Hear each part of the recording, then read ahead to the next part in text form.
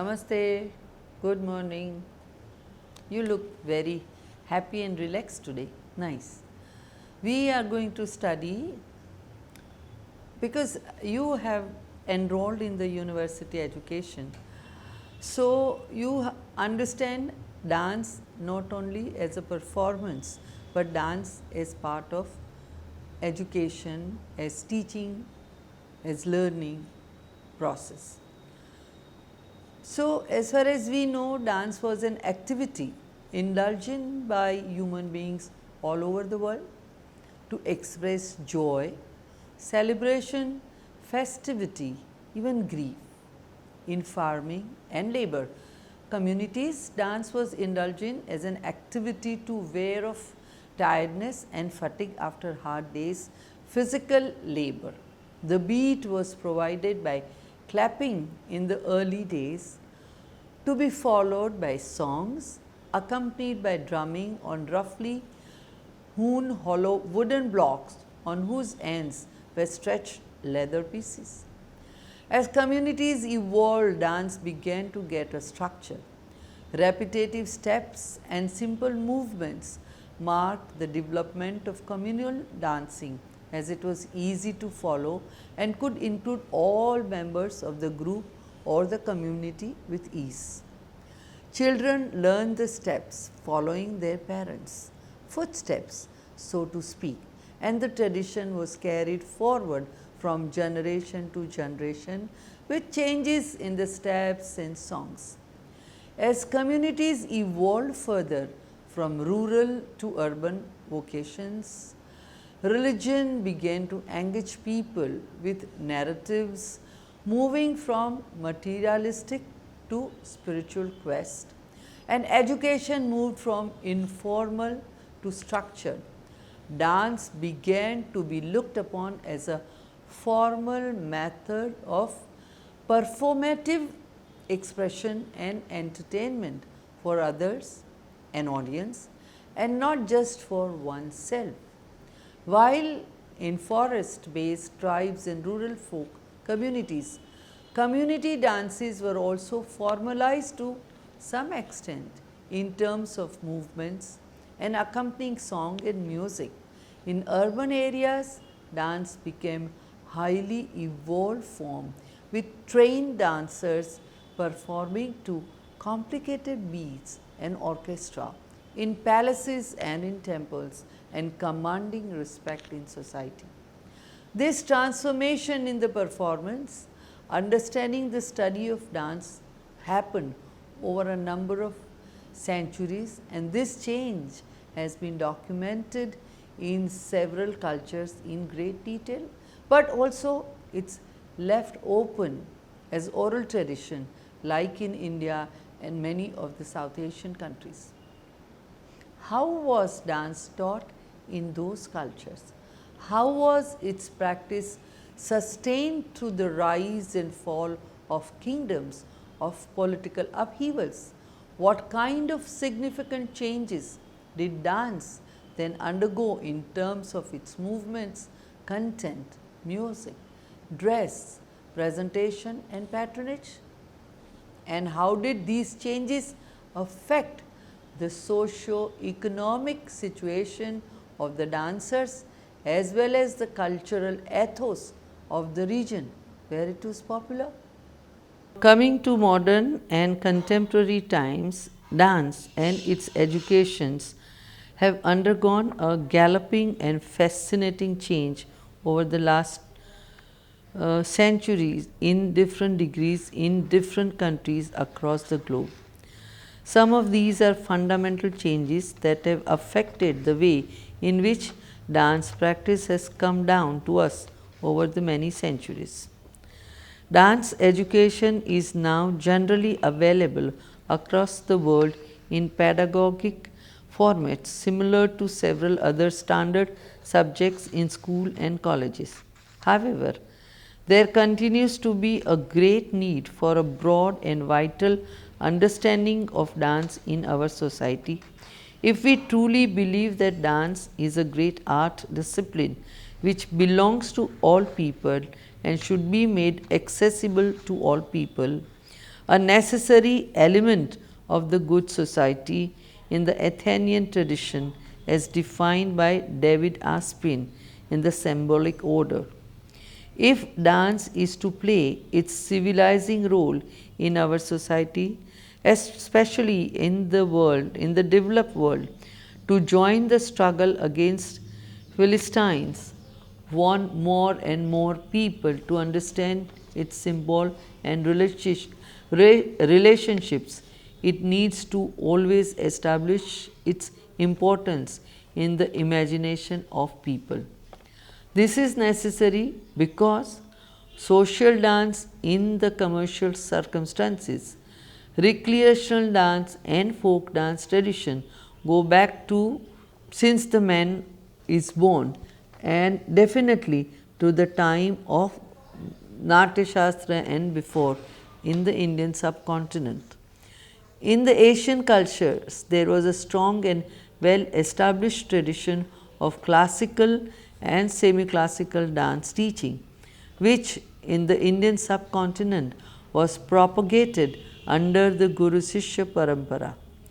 Widespread colonization of countries in the Asian, African, and South American continents by European countries such as England, Spain, France, Portugal, and Netherlands in the 18th and 19th centuries did affect the practice of local dance traditions in these countries, often due to the issues of Christian moralities of the colonizers who felt the apparently hedonistic dances of the pagans needed to be controlled.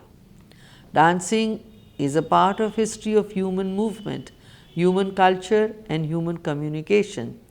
The first example of dance tradition on the Indian subcontinent is seen in the Harappan dancing girl figure found in the Indus Valley civilization sites. Later, references to Apsaras, the beautiful celestial dancers of Hindu mythology, indicate the value and respect that both dance and dancers commanded, as did dance teachers.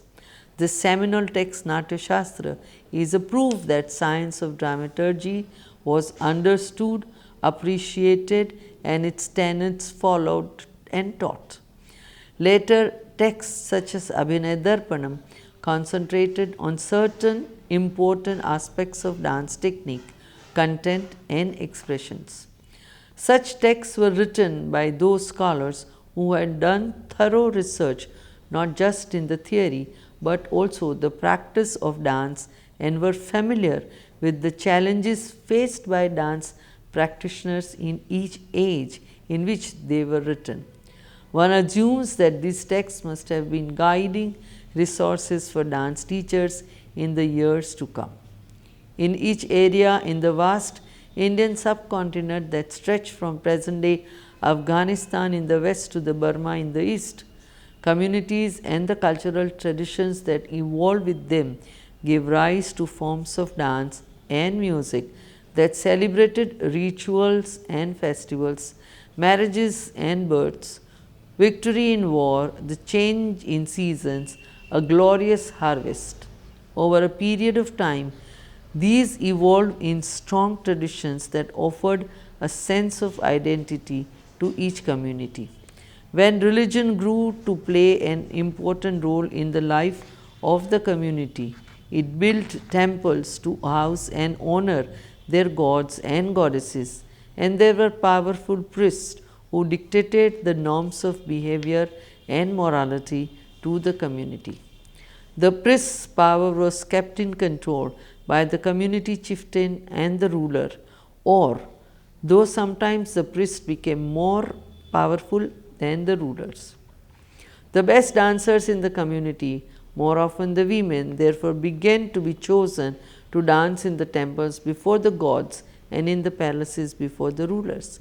At time and at a point of time, these dancers began to be allotted a special place of respect in society, and dance became their profession, helping them earn a living with royal and temple patronage. In turn, they supported their families as well as their entourage of teachers, musicians, singers, and so on. This situation led to a kind of bifurcation in dance practice, where the community dancing that had simple steps and could be indulged in by anyone in the community was known as folk, while the highly stylized formal dance forms practiced by the professional dancers came to be known as classical. With the slow but steady disappearance of the royal and temple patronage, by the 17th and 18th centuries, the colonization of the subcontinent, the professional dancers fell on bad times and often had no choice but to take on rich patrons to survive. However, they still managed to keep their art alive when, post independence, the surviving dancers got a lifeline and their art was revived. In India today, we have a few dances that are classical and many more that come under the general umbrella of folk, popular, tribal, Bollywood, pop, disco, and the mix. In the earlier times, classical dance was the forte of the really talented and beautiful dancers. Dance poses decorated temples, influencing temple architecture and sculptures, which survive to this day and are like illustrations to the scholarly dance texts written at the time for construction of these temples. During the years of rejuvenation of the Indian classical dance forms, in addition to the sustained efforts by committed dance enthusiasts of getting respectability to the forms via the veneration of the teachers, one of the main instruments of rejuvenation was opening of dance classes for girls from middle class families, slowly leading to introduction of dance as a subject of choice in schools. The setting up of nationally recognized Sangeet Natya Academy and the establishments of the Gandharva Mahavidyalaya that offered college-like courses in music and dance with formal syllabi structure and examination schedules went a long way to gentrify the practice of dance and music that was still the middle of the 20th century in India, linked to the kothas and brothels.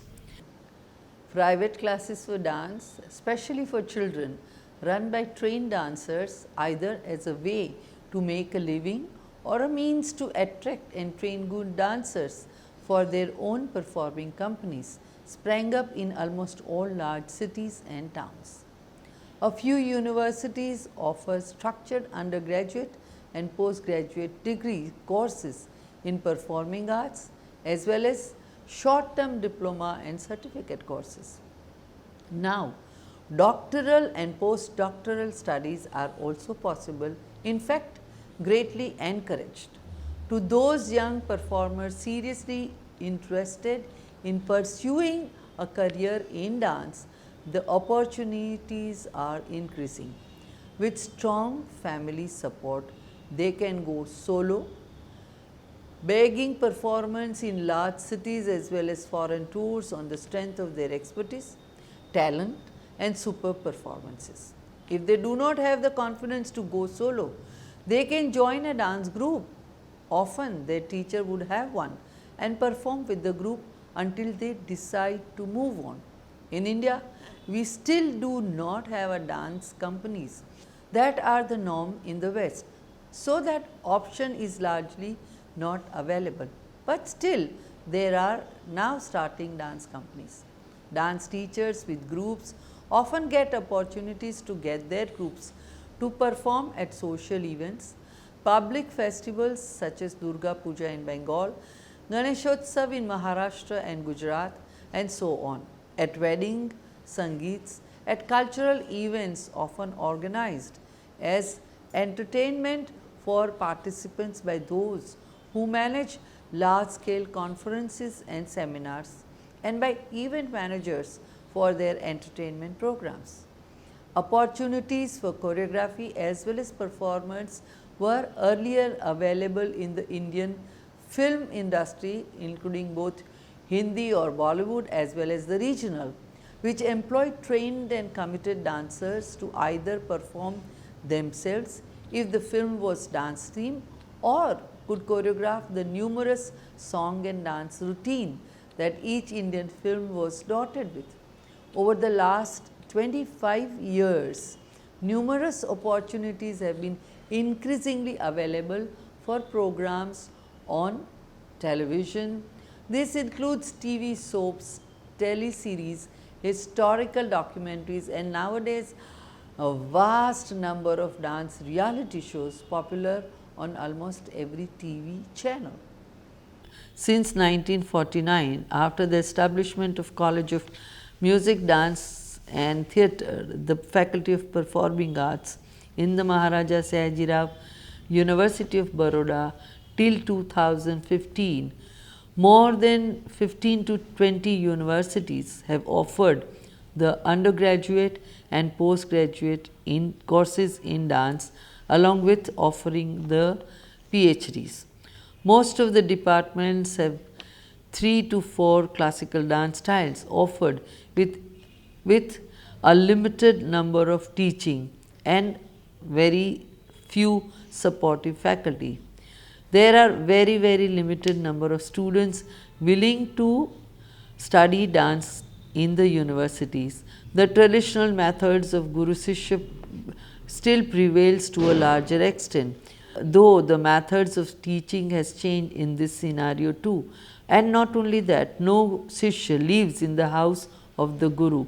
Even in earlier times, the Shishyas did not live in the house of the Gurus unless they were relatives. Tenured positions for dance teachers in the universities in India is still very limited, and it is a dream with very few positions available. Dance research and scholarship therefore finds very few takers. Opportunities to write on dance are quite rare and poorly paid, if at all. Schools are all over India to employ dance teachers on a regular basis, though they may have to as duplicate as subject teachers in the primary classes as well to justify their workload. Those teaching dance in schools often find it easier to access enough students to run a profitable dance class on weekends or evenings, preparing students for the private examinations. While this was happening in India, what was the situation of dance in the Western cultures?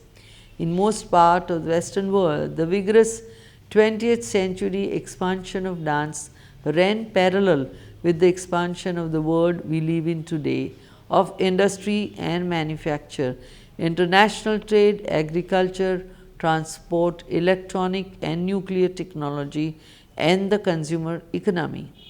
To the existing traditional arts, the 20th century added cinema, television, and photography. Obviously, there was a connection between dance and all these changes, which provided the socio-economic context within which dance was performed, studied, and watched, and which determined the values that influenced the creation of dance.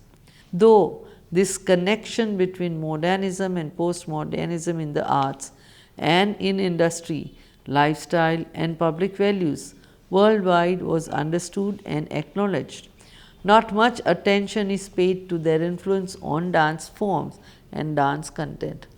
Many such dance scholar teachers in the Western countries were critical of this attitude, which they believe was reflected in the way dance education in schools was treated.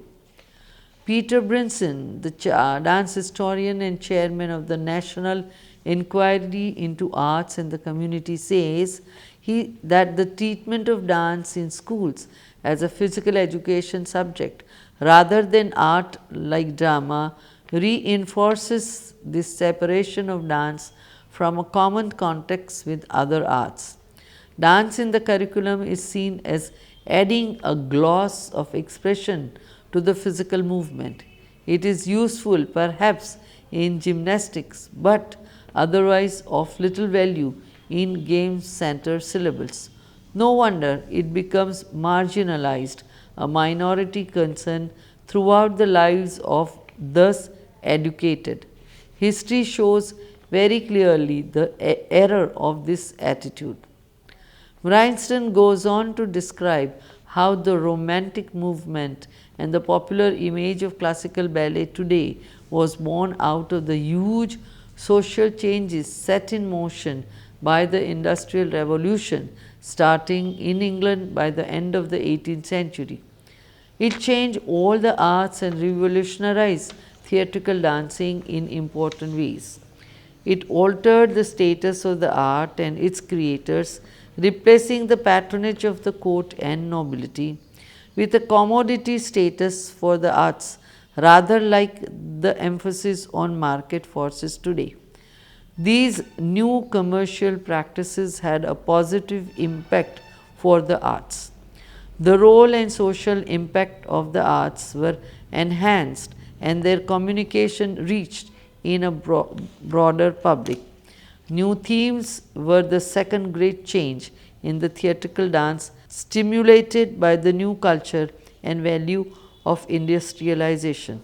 It was first seen in England through literature, poetry, and novel, and dance was last to show the influence almost a generation later. In between, painting, music, and drama adopted the new themes and attitude to life. The third change was advance in technique. In dance, new methods of training explored the air to represent ethereality and the mystery, to defy gravity by rising from the ground or fly above the ground in effortless jumps. At the physical level, gaslight entered the theatre. The proscenium curtain separated stage and the auditorium. A new style of dance dress was devised to correspond to the ethereal beings ruling the dance stage. But one of the most important changes of the 19th century was that of the attitude of society to women and the female form. The displacement of men by women on the ballet stage was more than a triumph of physical achievement and artistry to create a different kind of focus for the new choreography. It also reflected the sexual attitudes towards women and that total exploitation of women considered the property by men, which was a 19th century characteristic.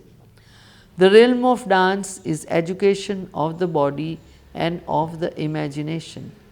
The responsibility for educating the imagination should run naturally through the teaching of every subject. The arts, though, can be the most comprehensive and direct influence on the imagination, with dance adding qualities of its own.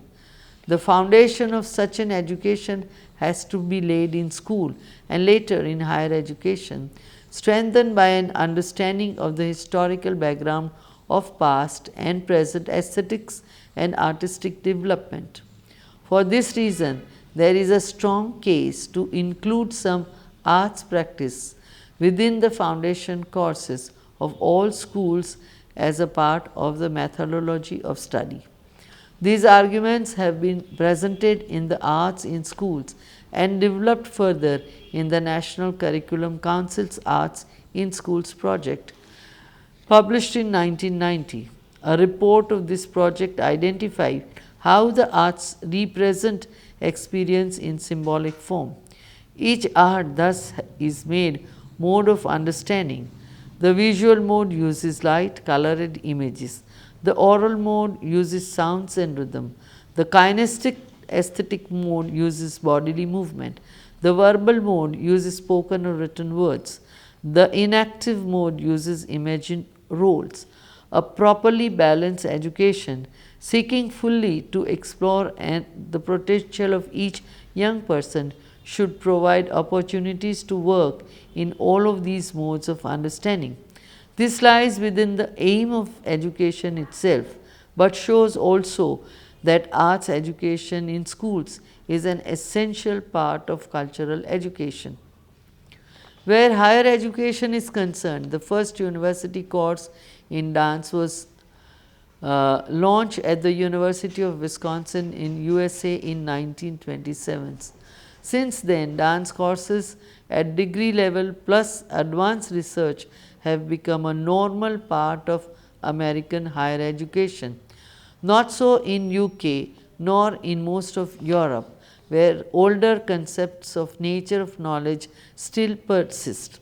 In the UK, dance existed in higher education only in the certificate course for teachers training, then in the B.Ed course when graduate training for teachers was introduced during the reorganization of teaching training in 1970s.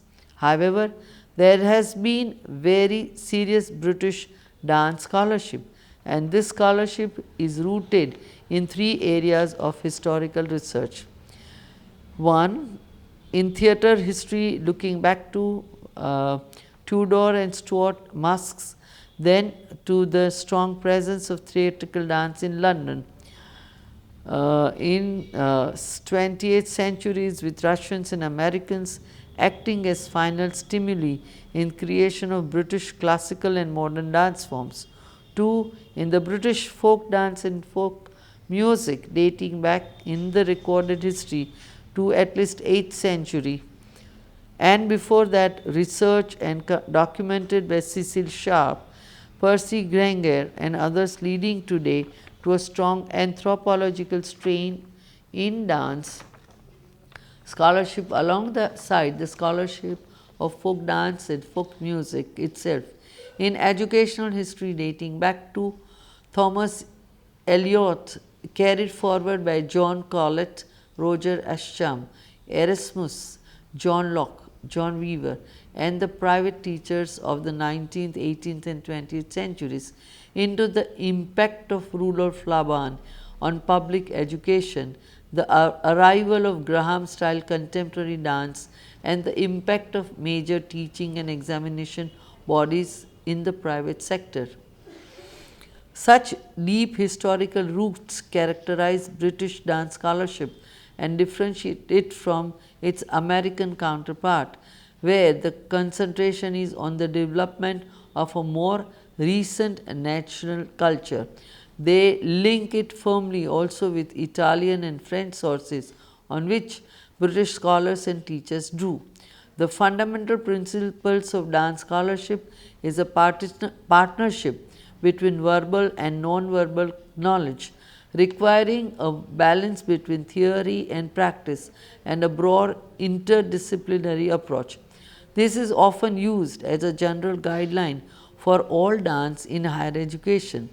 In spite of extraordinary wealth of the legacy from the private researchers and critics from as far as John Weaver, say particularly since 1930s, a privately based scholarship ultimately is unsatisfactory to underpin the development of national dance culture.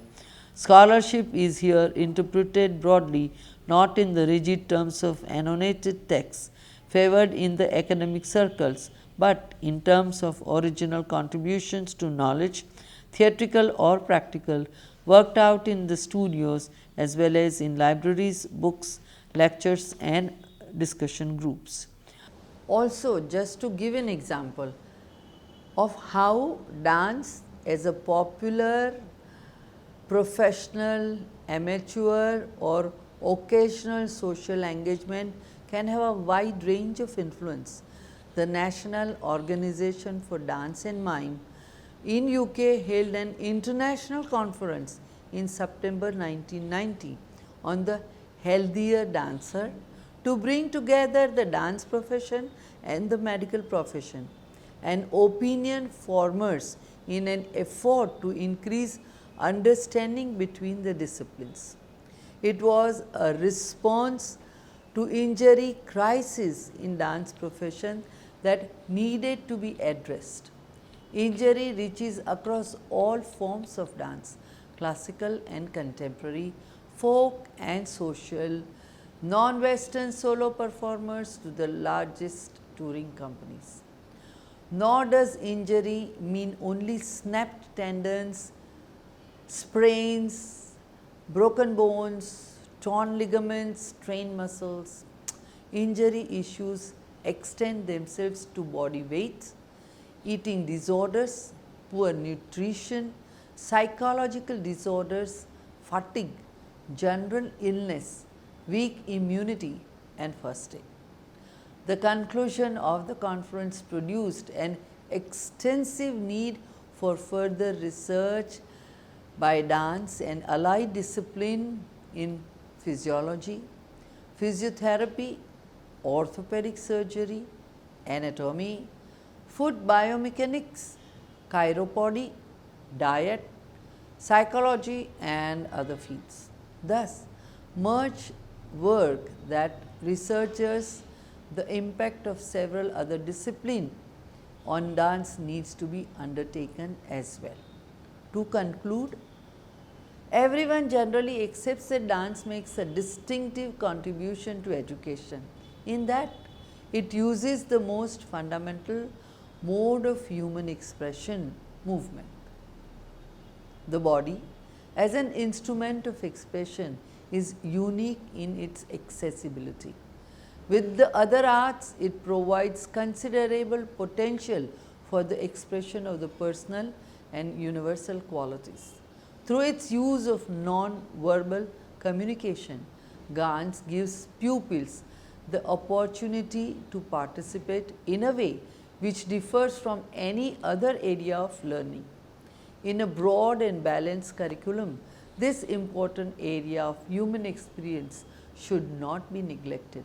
And I am very happy to let you know that almost all schools in India have introduced dance as part of their curriculum, at least not curriculum but dance teaching, which is a very positive sign. Thank you. Goodbye.